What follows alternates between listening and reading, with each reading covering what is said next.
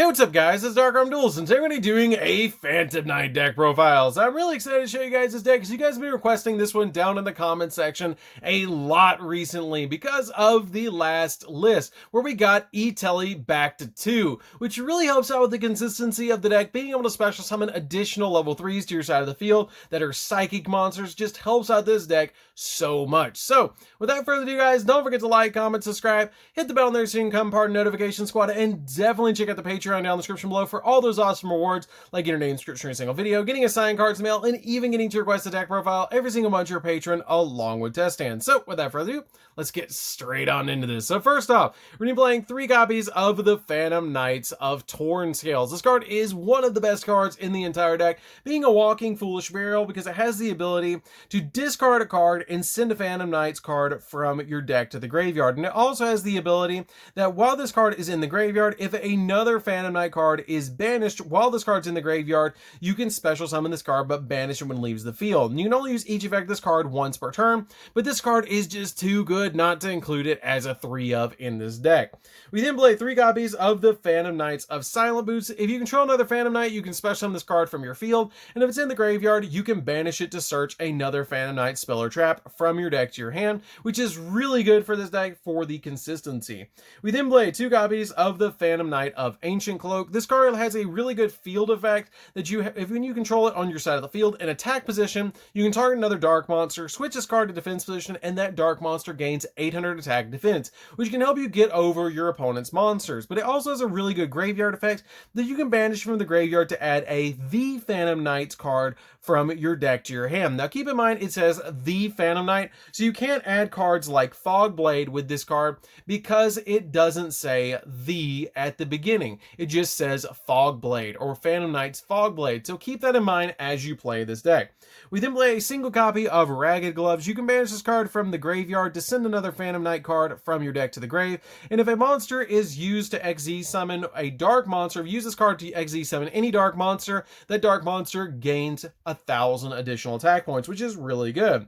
We then play just a single copy of the Phantom Knights of Stained Greaves. Stained Greaves is really good as a 1-of in here because if a Phantom Knights monster is special summoned to your field, then you can special summon this card from your hand, and then you can increase this card's level by 1. And you can manage this card from the graveyard and special summon a Phantom Knight monster in your hand, except another copy of itself, and then you can increase that monster's level by 1, which is really good just to give you additional monsters and get you a level 4 on the field so you can make a couple of rank 4s that we play in the deck.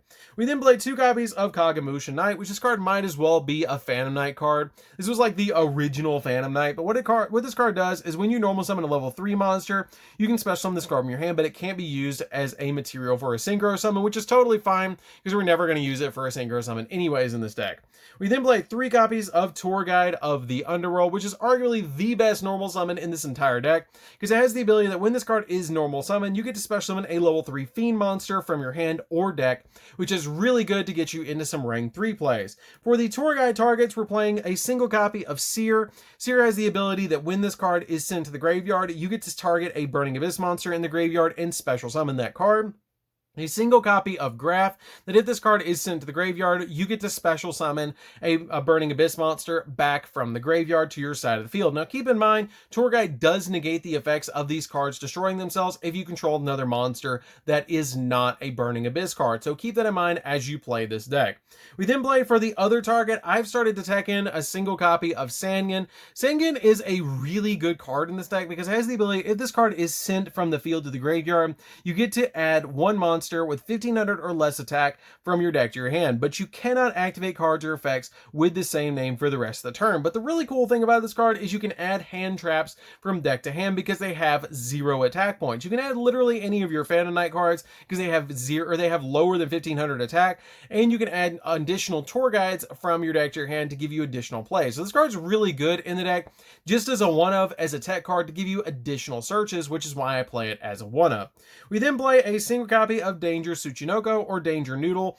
The danger monsters have the ability that you reveal them in your hand, your opponent randomly picks a card in your hand, and if it's not the danger, then you special summon to your side of the field and draw a card. But if they're discarded, they get unique effects. This card special summons itself regardless if it is discarded. And then a single copy of Jackalope. Jackalope lets you special summon a danger monster from your deck if this card is sent to the graveyard or discarded, which is really good to just immediately special summon another one if this card is discarded. We then play a single copy of Psychic Wielder because if you do play, you play all your level 3s in this deck, this card is a really good card to just immediately special summon to your side of the field if you control another level 3 monster. And a single copy of Psychic Tracker. Psychic Tracker can special summon itself to your side of the field if you control another level 3 monster, which is really good. And both of them are E-Telly targets, and all of these are level 3, so basically if you have any of these on the field, you can special summon these monsters out to your side of the field, which is really, really good. So that's it for the monsters, guys. Let's get into the hand traps, because we're playing quite a few hand traps that are all level 3 that can be used as materials in this deck. So for the hand traps, we're going to be playing 3 copies of Ash Blossom. Ash Blossom is just really good in this deck because you discard this card from your hand to the graveyard to stop your opponent from searching. Basically, if they touch the deck, you discard this card.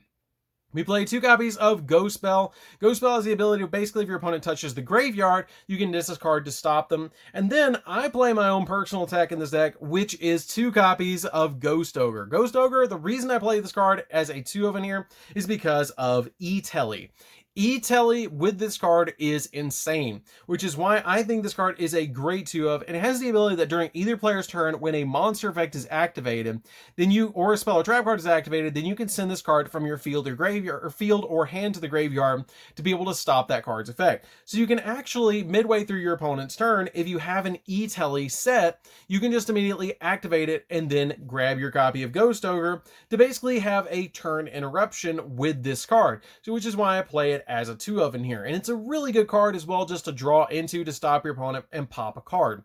So that's it for the monsters, guys, and all the hand traps. Let's get into the spells. So for the spells, we're going to be playing a single copy of Rhoda. Rhoda's really good in here because it searches all of our warriors, which is really good for the deck. 1 copy of Called by the Grave just to stop hand traps against us. 1 copy of Monster Reborn because Monster Reborn is just really good in this deck to basically bring back literally any of your level 3 monsters, and a single copy of Foolish Burial Goods to send any of your Phantom Knights you need to the graveyard so you can get their effects off, because the majority of them have abilities, or actually all of them have abilities when they're in the graveyard.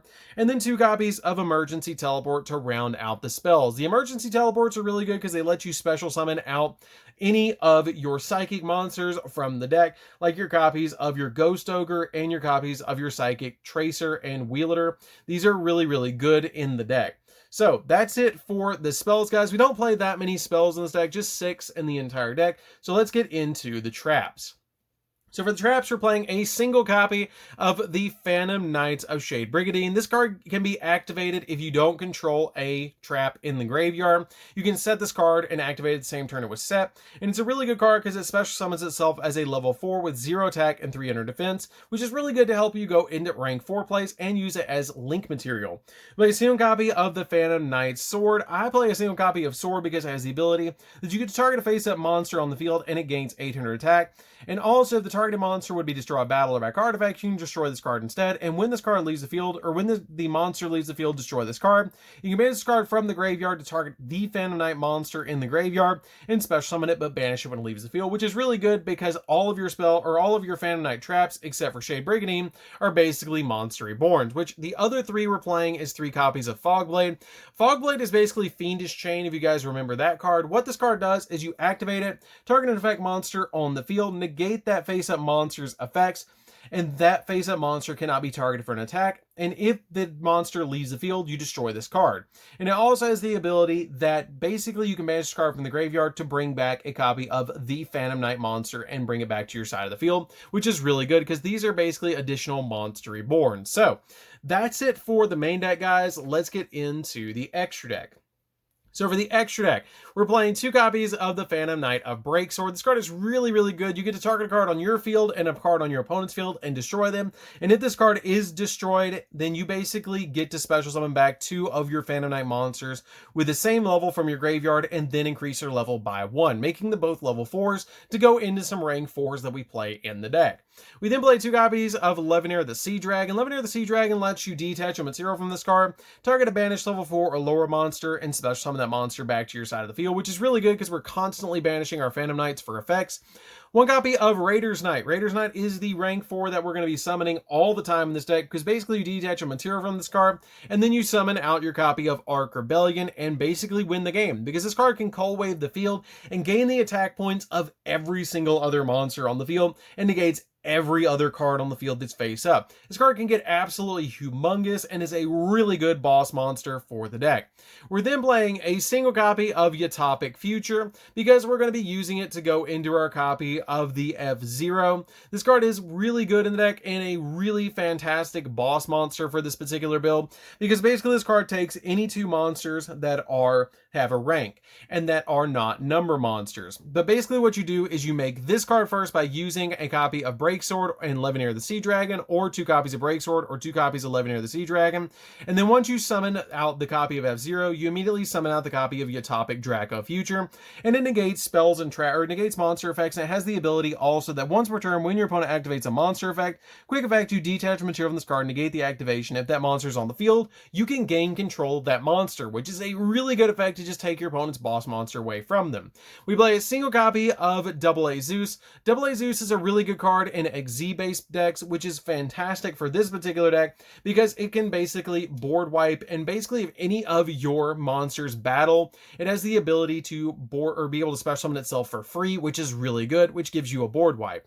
We play a single copy of Appaloosa just to give us additional monster negations. It's very easy to summon this card in this deck to give us additional monster negations. A single copy of the Phantom Knights of Rusty Bardige, because this card is just so good. It lets you get 2 Fog Blades on your side of the field in the first turn, which is really good just to set up with a couple of hand traps. We play a single copy of Unicorn to spin stuff, Phoenix to pop spells and traps, IP to basically go into your copy of Unicorn during your opponent's turn, and a single copy of Cherubini because you can send your copies of Graph and Seer to the graveyard to get different effects, which is really good. It can send any level 3 to the graveyard, but usually you're sending your copy of Graph or Seer to be able to get an additional monster to climb into different plays. So this card is fantastic as a one-of. So that's it for the deck, guys. I hope you enjoyed. It's a really fun deck to play around with. It became a little bit more budget with the reprints of the Torn Scales, which is really good for this deck. I really am glad that they reprinted that card in the Megatins because it's just such a good card and so needed for this particular deck. So anyways, guys, this is DarkArmedDuelist. Don't forget to like, comment, subscribe, hit the bell on there so you can become part of the notification squad, and we'll see you guys in the next video. See you later, guys.